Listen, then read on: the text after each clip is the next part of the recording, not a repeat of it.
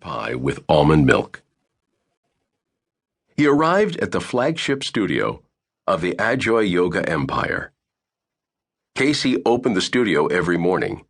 This was his job, except during the full moon. The upward moving force of prana was at its highest on moon days, Ajoy told his students. People felt energetic then, but not well grounded, and practicing just filled the head with thoughts of self-importance and invincibility. Of course, that almost directly contradicted Ajoy's traditional instruction.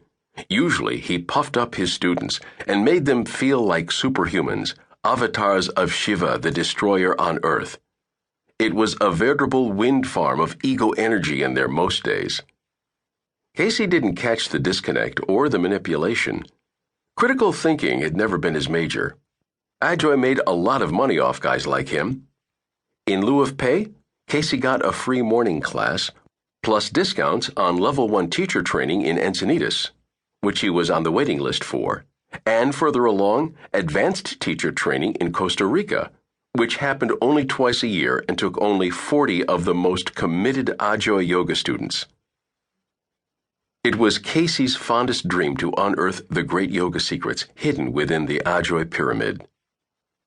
For now, he had to organize the pamphlets, chill the for sale water, desmudge the mirrors. The card swipe on the studio iPad needed to work. That was a new duty, somewhat hard to complete because Casey didn't have a credit card, and the cash register needed tape. He swept up dust clumps whenever they appeared. Most importantly, Casey was in charge of making sure that the folded towels, which by day absorbed Spartan quantities of sweat, didn't smell like warm llama turds. He cut into rags any that did. He got out his keys, but the studio door pushed open to his touch. That was strange, though not unprecedented. The night people sometimes forgot to lock up, which sent no one into a panic.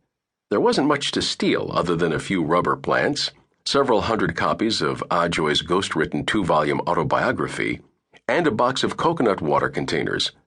So Casey moved on in, removing his flip-flops, eyes darting a little to make sure everything was kosher inside. It wasn't. The fluorescent lighting flickered weirdly overhead, as though the bulbs had deliberately been replaced with defectives, giving the lobby the feeling of an abandoned mental hospital.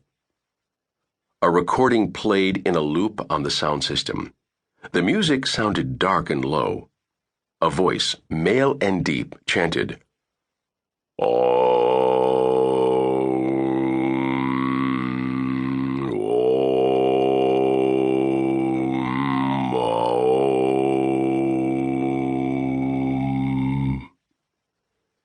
This was the divine sound of universal awareness, the first known utterance from the dawn of time. The ultimate mantra to save those who've been harshly buffeted by life's cruel vicissitudes.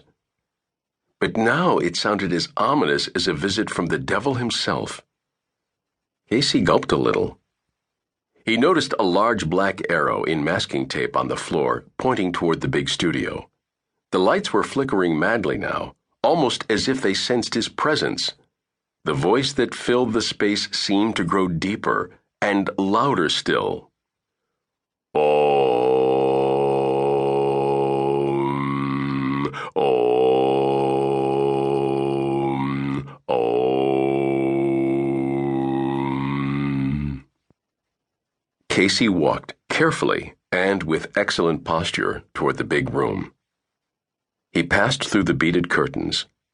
The space was big enough to hold 100 mats, 105 if they squeezed in real tight and ignored the fire marshal's warnings. Someone with a taste for melodrama had placed red cells over the track lighting bulbs, giving the whole scene the feeling of a charnel house.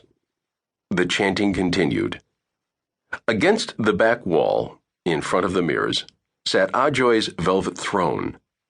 Ajoy would squat there all morning, yelling profanities at the students who weren't doing the sequence right.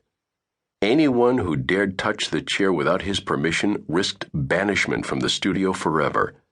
It was Ajoy's most rigid rule. The throne was for him and him alone. Casey approached slowly, already starting to sweat from the heat in the room. It was as though he were